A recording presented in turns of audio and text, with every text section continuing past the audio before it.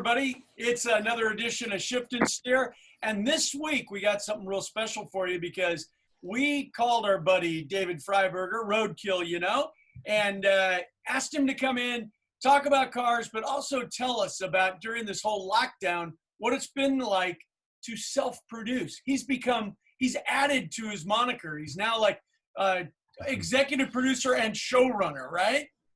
Well, and cameraman and gaffer and director and the whole shebang. Well, hey, before we get going, we got to tell you about somebody who helps us do our show on our end. Matt, who is that? Yeah, let's tell you about our friends at Geico. Though we're apart these days, we're sharing more, and Geico would like to just say thanks. Thanks for sharing your savage dance moves. Thanks for sharing your DIY haircuts. Thanks for sharing your inner lip sync star. So now it's Geico's turn to say thanks and to share as well. They're giving Geico Give Back. It's a 15% credit on car and motorcycle policies for current and new customers. And because Geico's committed for the long haul, the 15% credit lasts the full policy term. So visit geico.com/giveback for info. That's geico.com/giveback. All right, So Dave. cool. Yeah, thanks, Geico. Glad to have you on the show. As Brad mentioned, RoadKill, of course, but also one of my favorites, Engine Masters, and then there's RoadKill Garage as well, right? And I want to ask you about those, but I also want to ask about some of the events that may or may not be going on. So we know that Monterey Car Week, we've covered it quite a bit. Monterey Car Week is canceled. However, the race itself, the Rolex Historics, might not be canceled. Now, we just got an email about it saying all the sponsors are out, and unfortunately, Rolex can't put their name on it, but the vintage race is still going to happen. We think. So they've got another 72 hours in working with the county and the health officials there, and they're trying to do the event a little bit scaled down. It'll be limited to 450 cars instead of 550. But knowing that, and that's on the outset of August, I've also enjoyed going to RoadKill nights the last few years with Goldberg and doing shows out there and working with Dodge. And by the way, that turned into a huge like 2-day event, two-day event, 3-day event. I don't know. It became a huge event last year. Of course, seeing you and doing the whole drag race and getting the teams paired up and which was fun. Last year, Leah Pritchett won the celebrity drag race, I guess, if you will. And me, we were a team, me and That's Leah. right. Yeah. I always forget about you being on that team, because she did all the driving. But And don't forget, Richard Collins didn't hit the wall last year. Oh, yeah, no, he didn't hit the wall last year because he wasn't in it. Finnegan did. Finnegan did, yeah. Finnegan did, yes. Oh, no. So Leah beat me in the finals, which is the funny part of all of this, of course, is... He brings this up all the time, how he made it to the finals. Last year, Goldberg won, which was impressive, and he was very excited to talk about that for the following 12 months. And then somehow I made it out there and got into the finals with Leah, and no better person on the planet to get beat in a drag race than Leah. But what a fun event! So what's going to happen with zip tie drags and power tour and RoadKill nights and all the great events you drag guys week, do. Everything. Yeah, drag week, which is all of that. I know it's up in the air, and Bonneville Speed Week, which is close to my heart also. They're still taking registration on Speed Week because that's like mid-August. RoadKill nights we're still figuring out. I think the operating plan right now is that it's going to happen. They're going to keep moving in that direction until we find out that it isn't, because we normally don't announce that to the public till like 2 weeks before it hahappens anyway. So we're not too worried about that. And Like us getting ready for our podcast. Pardon me? it's like us getting links out and getting ready for our podcast. It's last minute. Right. Yeah. Exactly. And Hot Rod Power Tour is interesting because it's been in June since the very beginning, and they took and figured it out, and they moved the entire thing to the end of August. Same venues, same hotels, same everything. They just moved the whole thing. So obviously, fingers crossed for that as well. Yeah. Okay, but now as Drag Week, that's clear into September, and I sure hope we're out of this deal by September. Yeah. Now I get the business aspect of it is even if things open up and you can hold an event, you know, are your partners on board? Are your sponsors on board? Are they allowed to do it with their corporate rules? They're going to be different than our city and county rules. Like, when are they going to start activating for things? Dodge in particular that you guys work with a lot, especially on the RoadKill nights portion of it.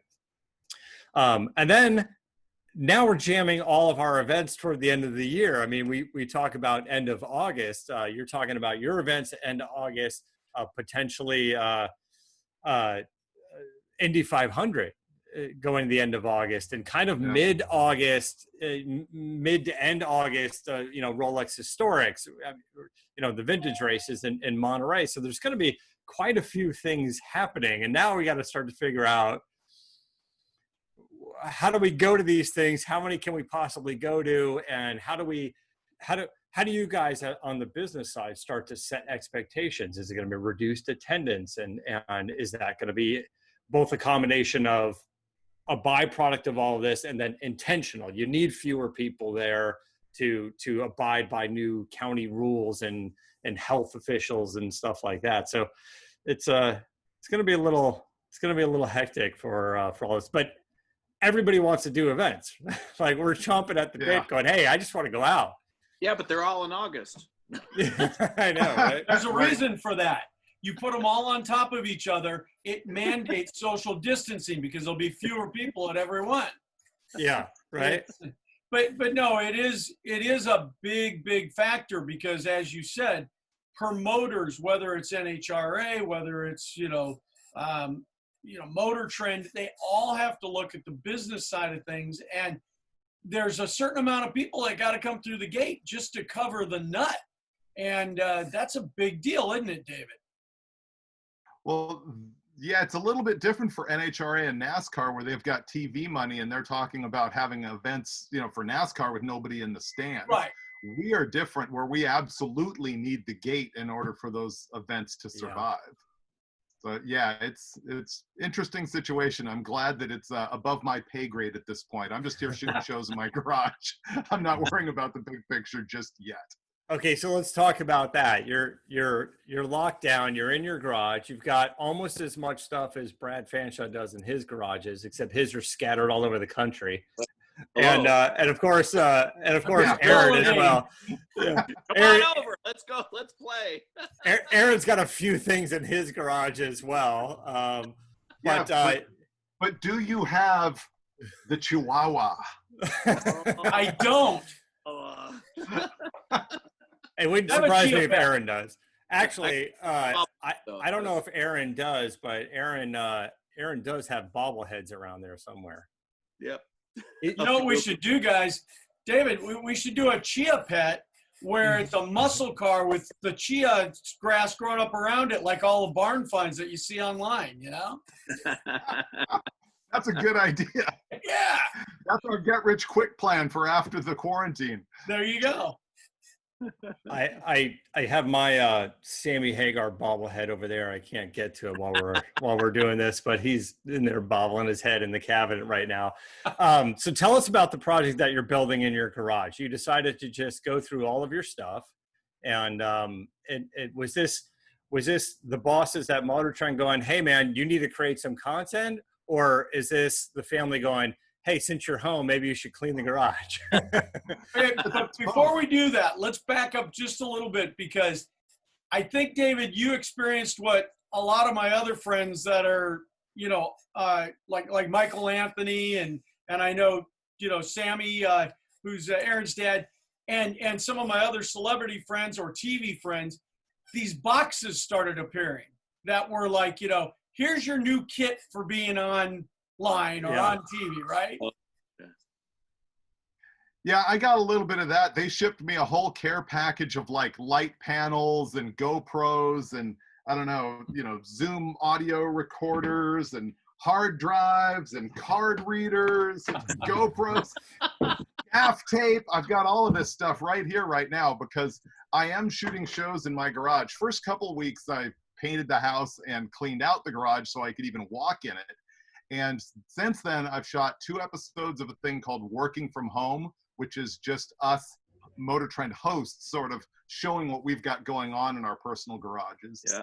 And I've done 2 episodes of Roadkill right here in the garage too. Both of them talking to Finnegan cross country on, video conferencing, just like we're doing right now. Man, What are you building? What are you building for your shows? I know you're working on an engine project. Anybody that even just follows your Instagram, which is, by the way, a great account to follow. Yeah. It's a great teaser to the upcoming content you're producing. So it's a fun way to kind of peek behind the curtain and go, ooh, what do we get to see? What do we get to see next? But been putting together an engine. Yeah, I went through my garage. I was like, you know what? I think I can assemble an entire small block Chevy with just the junk that I've got sitting around here.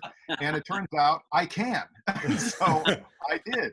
I had to buy a few little things. Fortunately, Summit Racing is still shipping parts, so I was able to get like some valve spring seats and some shims. I just needed 5 like little things, and I got the whole thing together on an engine stand and running out the front door. So that was the episode of Roadkill that I shot, with me doing that and Finnegan getting his Toyota mini truck running and hopped up and things. Yeah, I saw those shims out of old beer cans or something like that, just for a fact. I should have. It would have been more Roadkill, that's for sure. And now you've got now you have a fantastic tax write-off because you're using your garage on every episode. That's a good point. Where was I on that one? Yeah. Yeah, you need to start producing the tax write-off episodes of Roadkill. Yes. Just all the stuff like, oh, I haven't written off this car or this kitchen new appliance, so I'm going to start powder coating in the toaster oven and see what happens. Tell us a little bit about some of the stuff that, let's say, some of the audience that isn't quite caught up yet on Engine Masters. What are some of the things that are up there already that we can take a look at? There's always kind of dyno fails, dyno successes, things like that. Dyno everything.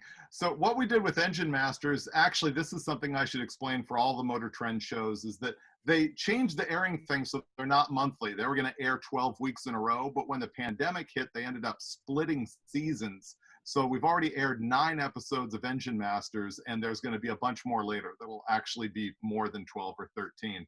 The ones that just aired over the past 9 weeks has one test I've wanted to do forever, which is sort of obscure, probably too in-depth for a lot of people, but I wanted to test the argument over rod ratio, which is connecting rod length divided by stroke. Yeah. And Smokey Unix said a long time ago that it's like one of the most important things that you can do for your engine. And we've questioned that. And anecdotally, we've seen that it's not true. And in this episode of Engine Masters, I built 2 complete Dart big block Chevys with 2 different rod lengths. And we ran them with the exact same components and found that basically it makes no difference whatsoever in the range of street strip motors below 7,000 RPM. Maybe it matters to F1, but it doesn't matter to us. But Smokey Unix said it did. I mean, come on, that guy was Mr. Innovation. Yeah, he was a bit of a crackpot on some stuff, I think. But as you guys start to prove that. But what about in relation to, okay, so you're talking about power, but we're not necessarily talking about longevity of a motor. If you're doing a rod ratio, like, are we getting some of that sidewall? That's been, so in my days of building those engines, and of course reading all the magazines and being more of a Ford guy, we have which sort of very classically discussed the 347. And the 347, do you do it with the long rod or do you do it with a shorter rod? And do you change the piston? There was 2 issues that always sort of came up with that. One is that side load on the pistons, and 2, where the ring sits. And do you guys have thoughts on that? Now we're getting technical because we've got Freiburger on the show. But Yeah. Okay.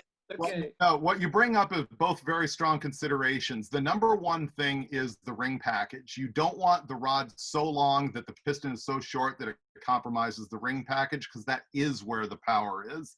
And as far as the side loading, I think we've all seen engines torn apart, like a 400 small block Chevy that has a short rod from the factory and a long stroke. They do have a lot of thrust side wear on the cylinder, but oddly enough, that friction doesn't show up on the dyno, or at least not that we've seen, or at least not in the RPM range that we were running in.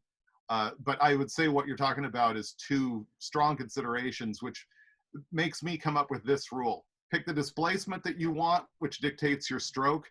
Pick the ring package that you want, which dictates your piston compression height, and then use the connecting rod to connect the 2 and have a nice day. Okay. Yeah. Makes sense. That's a good tip. But but Matt, the thing, none of that applies to your Fox body cars. It's only Chevy stuff, okay? Well, sort of. And in the red car, we specifically built a 331 just to sort of avoid some of those issues. And with the supercharger that's on it, you know, how much difference are we going to make on a little Fox body that weighs basically nothing and is a manual and rear wheel drive and no electronics? Like if I can get an extra 40, 50 horsepower out of it, it just means I'm that much closer to dying in that car. Yeah, well, the mower overcomes the 14 cubic inches or whatever the difference is anyway. So. Right. They weigh nothing. I remember them feeling like they weighed a ton when you drove them. Yeah, back when they had no horsepower. When you start putting 500 horsepower in them, they but you know, drive anything else today. Like you know, we just had a discussion. I have the Ford Lightning outside, and the discussion I had with Goldberg on the other show was they sent over the Dodge Challenger Hellcat Red Eye wide body that weighed in at 4,500 pounds. And my truck outside weighs 4,500 pounds, the 95 Lightning. Yeah. And that's with an iron block and iron heads, right? Like, you know, it's basically the same, because the new cars, I mean, once you just, of course, just the safety stuff and all the things that you got to put into it, and the giant brakes that are on there now, and all the cooling issues and whatnot, it starts to add up for sure. Or you could just kind of go the roadkill route and just put all that stuff in there, but with zero body work or safety features. Are you putting a 427 in that truck? Yeah, so that's the plan, but I'll give you guys kind of the update on it as of now. That's a piston height problem. Yeah. It is. And in some blocks, it'll pull the piston out of the bottom of the bore, too. I'm sure you've run into some of this stuff in talking about building them. Yeah, so I've been working with the guys at Dart on yeah, they know. And they were assembling the short block for me based on their specs. And David, you probably know this better than I do, but possibly on the Dart blocks, there's a little bit more sleeve coming down toward the crank, so it might have a little more stability out of it. But of course, this pandemic has caused some issues with a lot of the companies in the aftermarket. And although they are doing well, there's been a huge shift in staff. So now my engine is lost in this email marketing hell. And the new guys are trying to figure out what it is. So we've been going through months and months of emails of, did a piston get shipped and what's going on here and who's doing this? And we're trying to make it work. So the plan is to still, do the 427, which we upgraded to aluminum. I want to do aluminum block, aluminum heads in that thing. So it is an all aluminum 427 that is getting a supercharger as well. And yes, hopefully the aftermarket block does give us a little bit more space for that piston to travel and not wobble out the bottom and decide to go in a different direction. That never is a good outcome at all. Yeah. We've had it happen. No, they're solid. So what can you talk about? What's next that you can tell us about that that's going to be exciting. I mean, some of the stuff you get to work on is so much fun. Like, I mean, the Jeep with the Roots blower and the 383, and you know, I love that stuff. You know, I mean, oh, there it is. There we go. Okay. Yeah, that's the shirt. Yeah. And nothing better than a Roots blower, man. We can get away with it. We tend to throw them on everything because the comedic value is just fantastic. Plus, they actually make a lot of power, so they're fun, even though they're antiquated. Yeah, they don't sit under the hood. They look, you know, it takes me back to the 80s when, you know, that was the stuff at the Street Machine Nationals and everything like that. But they work, yep. You know, they work. I have never had a supercharger on something, and I've got one sitting right over there. I've got one for a 5.7, a throttle body injection, but I'm missing the whole front bracket that holds the assembly together. And I finally found some photos, so I'm going to try to go with Torchmate and have it cut out.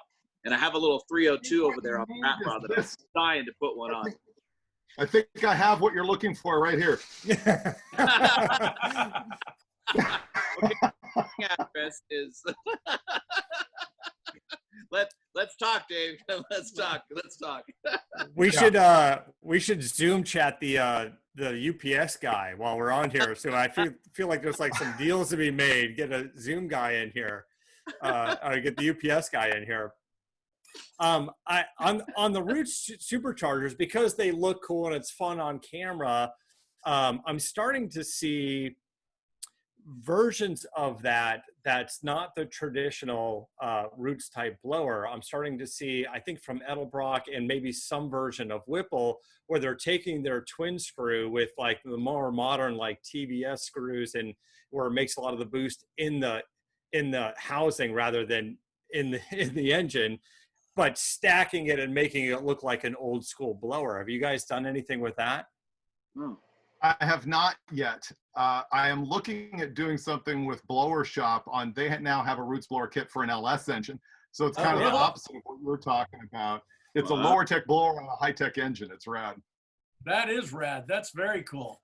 Go retro.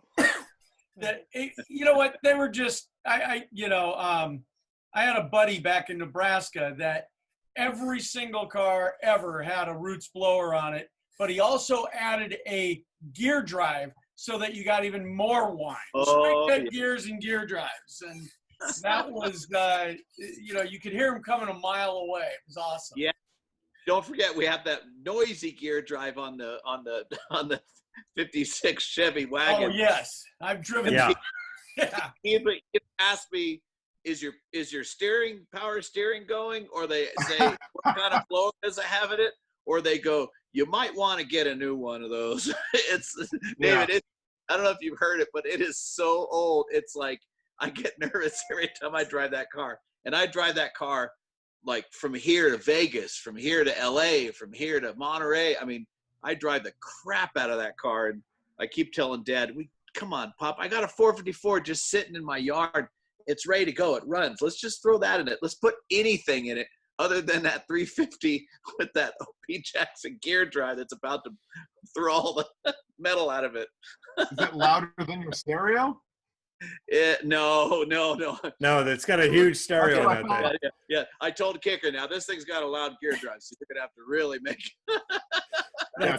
That's how you're starting to compensate for issues, is like, hey, the gear drive's too loud. Let's go bigger on the stereo. Of course, add all the weight. And then I don't know if you put air in it yet, but for the longest time, there was no AC. So no AC in it. This is my AC. Yeah, right? But it's cold enough to put it on my forehead, back of my neck. Did you? In fact, the only thing is that it's a little embarrassing, like when you're driving into Quail or Concourse, you know. How do you mean? I drove it at Hot August nights, and it was embarrassing. Everybody was staring. Oh. Hey, did you guys hear about this 5-year-old kid from Utah that stole his parents' car and was on his way to California to buy a Lamborghini? No. You didn't hear about this? It was in the news. He's a 5-year-old kid. He told his mom he wanted a Lamborghini. She thought he was nuts because he's 5, and he stole the car with $3 in his pocket, started driving, and got pulled over by the cops. But the weird thing about it is he's the largest 5-year-old kid on the planet. Exactly. He's maybe it was Aaron. Wow. It was a weird story. Well, when I heard it, Matt, I was like, how does a 5-year-old even see over the steering wheel? And then you see him, the kid's like 5 foot tall and he's probably 100 pounds. And it's like, I'm looking this up. Yeah, well, wow. look it up. But now, you know how you reward a kid that steals his mom's car to drive to California to buy a Lamborghini? They flew him to California. He got to meet Jamie Foxx and Shaq, and they took him for a ride in 2 Lamborghinis at a Lamborghini dealership. I'm like, I'm gonna steal my mom's car, man. You know? I mean, Wow. Gosh, it's that's crazy. hilarious. That is hilarious. I know. I want to go back a little bit. In years past, over on CarCast, we've had a few of Freiburger's cars pop into the show. We had F-Bomb come by. You did not that day, but Nelson was there. Yeah. Nelson Racing Engines, they brought it by, and we had the Crusher Camaro come by during one of its iterations. It's gone through many. What cars do you have now? Which cars do you still have, or what cars are in your possession of all these cars over there? The podcast? Yeah, no, we've got a little bit of time, but I just kind of want to know what Freiburger has stacked up in his yard. Well, I guess I'll hit the highlights. I still do have the F-Bomb, the Crusher Camaro, my 70 Super B that I got when I was 15. And then I own a bunch of the cars that have been seen on RoadKill, like the Crusher Impala. What else do I have? I've got a fleet of Jeeps. I got a big Scrambler. I've got the 66 Buick convertible that was on the episode that sort of started RoadKill. I've got the Clevo Commando, which is a Jeep Commando with a 650 horse motor in it. I've got the BJ5, the blown Jeep. So lots of stuff. But if you go outside right now and you need to go to the grocery store, do you just hop into a Lexus, or like what's the daily driver? Yeah, but it's got a roots blower. Yeah, right. It takes my newest car is a 2013 Jeep JK, just a stock Wrangler. I won't modify it because I'll ruin it. Yeah, right on. And where did I know I'm a little behind on this? Where did Finnegan go? Because he's not in LA now, and he's working on his boat all the time, and which is super crazy. The turbos he did, and the different, I think most recently he was working on like different tailpipes and stuff for it, just to kind of make it look cool. Where's he? Yeah. So Finnegan, for those who don't know, is my co-host on RoadKill, and he moved to Georgia years ago. And it's a perfect world for him because he's like a quarter mile from a lake. He can take his turbo boat on its trailer and push it down the road with his golf cart and drop it in the lake and go terrorize. That thing, when he goes all out, is going to be absolutely insane. I mean, 707 cubic inches, twin turbo deal. It's nuts. That is insane. Every time you say Finnegan, I expect my son to walk out. My son Finn is in the office. So if you see his head pop in, he goes, huh? Yeah, right. Brad's got a boat that he just brought back. His epic story was last week, but he said he's going to donate it to RoadKill, so you guys can do something kind of fun with that. Put a roots blower on it. And, yeah, it's I don't know. It's a 27. Is it a 27 foot? Mine's a 24-foot enclosed Hallet with a Paul Foff motor, and wow. Anybody who's been, into boats, 100 miles an hour in a boat is way faster than 100 miles an hour in a car. I mean, and I've had mine up to 105. 24 That's a big boat to go that fast. That is. In a 24-foot boat. Yeah. Yeah. Yeah. It's not like a flat bottom. And it's a blast. I mean, Mikey got me into that. I never thought I was into boats. And after SEMA one year, he took me down and he had all the fast boats and I had to have one. And man, spent a lot of great weekends in Havasu blasting around. But that was the one great thing, is that you can actually go out on the lake and go as fast as you want. That's what sold me on boats, man, was that I can have all the cars in my shop, but I can't just drive out to the street, or I can't go, but on the lake, it's like, yeah, it's open. Yeah, go ahead as fast as you want. I was like, nice. The Bonneville Boatway. What has more wear and tear, the water or the salt flats? Oh my God. Oh, salt flats, for sure. Yeah. What's your next project they're going to be building in the home garage? I'm not sure yet. I need to come up with one. I need to probably haul a car over here and start working on that. I'm going to get my Disgusting back here, which is a 69 Mach 1. Yeah. And I need to rewire that thing bumper to bumper. So that's probably what's going to happen next. Okay. That's awesome. So we're about down to, looks like 7 minutes left, guys. So David, I want to kind of bring everything back to self-production. When you've got to do this, I want to explain, because a lot of people don't understand what goes through it, because they've got you doing multiple angles and shots and everything, don't they? Yeah, so for every stand-up that I do, I'm shooting with the iPhone and I can't see myself on the screen when I'm setting it up. So I have to roll video, stand in front of the camera, go watch the video to see if I'm framed properly and lit properly. I end up walking back and forth doing that. And for every shot, you have to take yourself at 2 angles. So I have to do every stand-up twice at multiple angles. And you also have to set up the GoPros, and you have to make sure to get transitional shots. And anything that you talk about, like a set of cylinder heads or a roll of gaff tape, afterwards, you have to go get the detail shot of you holding the roll of gaff tape. Because if you watch an edit on a show, you realize that all of this stuff is on screen and it goes past you. But if it was nothing but me standing up talking, nobody would watch it because it's excruciatingly painful. So it's a lot of work. Yeah, it's amazing, because you've got to be the creative guy on screen. You've got to be the informational guy.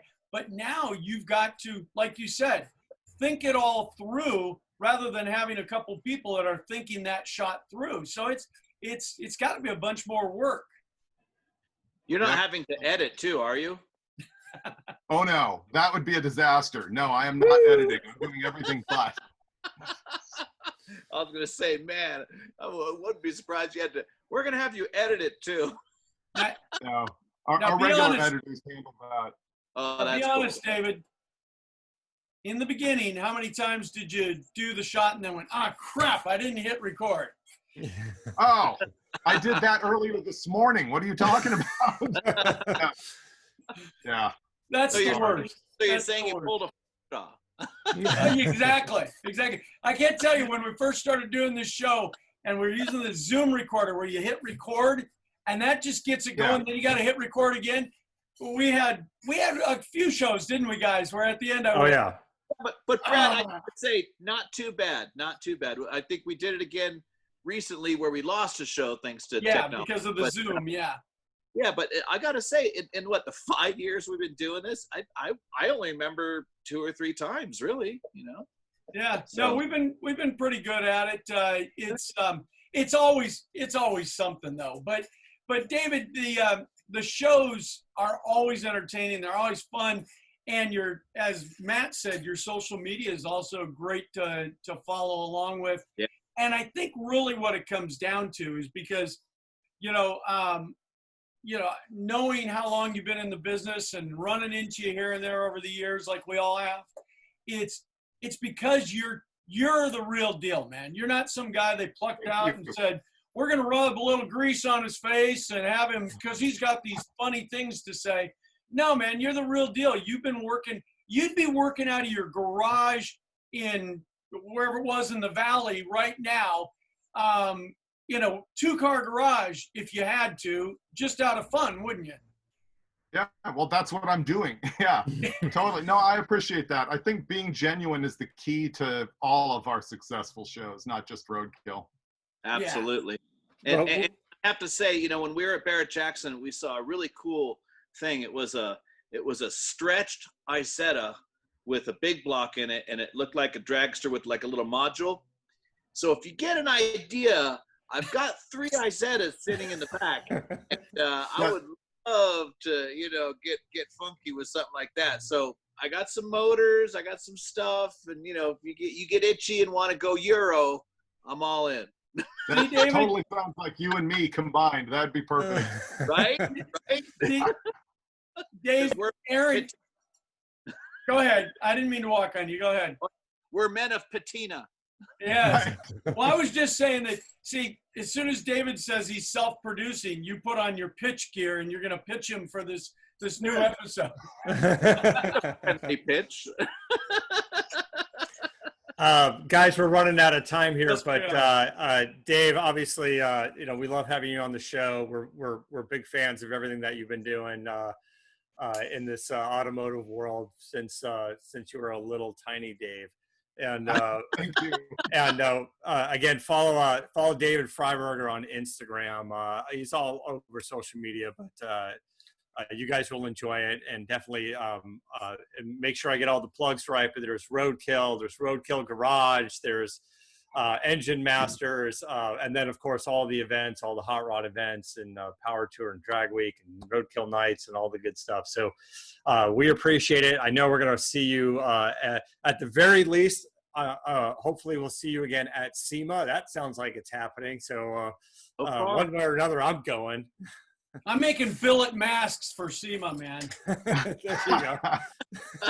Bring neon back, neon pink masks. Yeah. 88. Hey, and you know what? The other thing that David's got on his social media that I don't know why I never include into it, but we got to get together and talk and trade some rock and roll 80s stories someday.